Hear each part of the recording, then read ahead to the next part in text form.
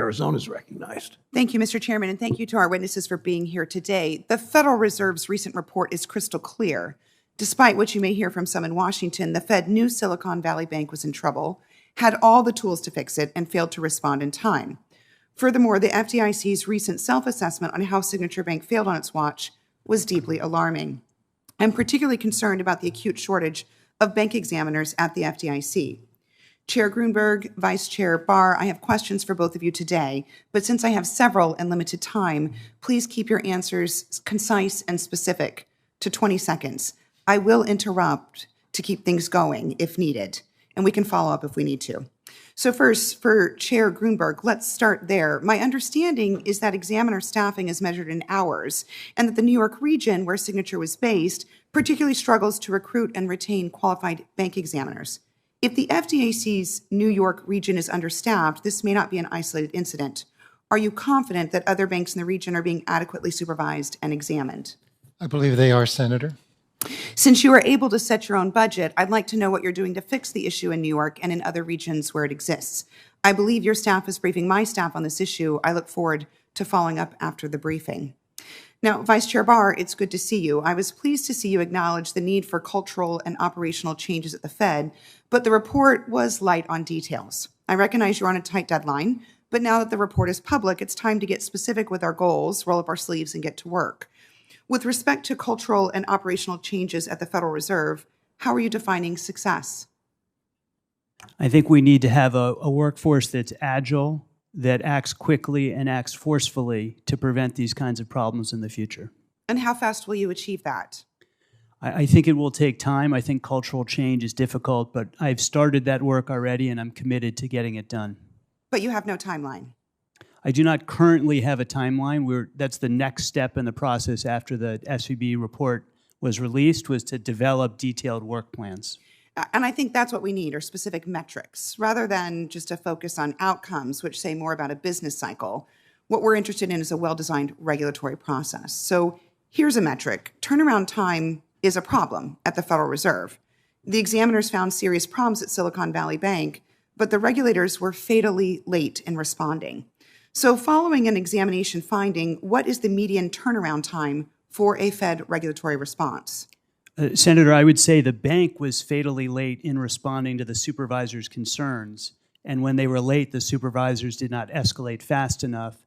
The timing depends on the precise nature of the finding, so I can't give you an answer that would be generalizable. Well, I understand you don't have an answer today, and that's all right. But I would like to get a more specific answer. More importantly, I'd like to know what you'd like the answer to be. Is it the answer, what will it be a year from now? What will the answer be 3 years from now? What will the answer be 5 years from now?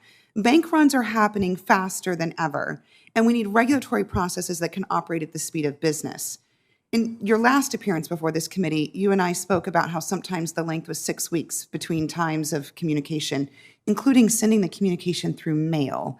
We don't really live in that kind of a slow world anymore. When a bank run can occur in 4 hours, we probably should stop communicating over snail mail. So I recognize that the Fed must balance the need to be responsive with its historically deliberative approach to complex issues. So have you identified other metrics that will be used to measure success when enacting lasting cultural and operational change? And if so, what are those metrics? As I said, Senator, the next phase in the process is to develop detailed work plans, and for each of those work plans, there will be metrics, but I don't have those for you today. You don't even have general guidelines around what the metrics could be? The three things, as I said, that we're most focused on in terms of supervision are increasing the agility of our workforce, increasing the speed of action, and increasing the forcefulness of action. And those will be, at a high level, the things that we're going to be looking for. Thank you. So a couple quick questions for you. Who is leading this process of transformation work at the Fed? I am responsible for it. And are you delegating it? I am responsible for it. I will, of course, have a large team of people who are working with me to get that done. And will there be staff at the Fed working full-time on this issue? Or is this something where you'll be retaining consulting services to help you develop and execute a plan? We'll both be using internal staff as well as external supports, including consulting services, to do that. And as you're funded independently of Congress, how much budget are you allocating for this work and for how long? We have not detailed a detailed budget plan at this time. As I said, that would be the next phase of the project, is to develop those detailed work plans, to find the appropriate staffing and make sure we have the resources that are charged against that task.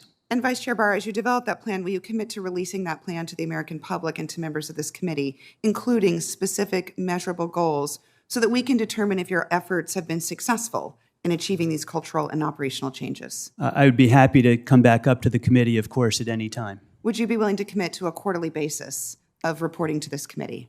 I'd be happy to work with your office to find the appropriate timing and pacing of coming back to discuss this with you and the committee.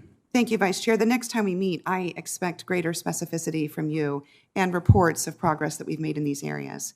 I appreciate your work, and I thank you for your service. Thank you, Mr. Chair. Thanks, Senator Sinema.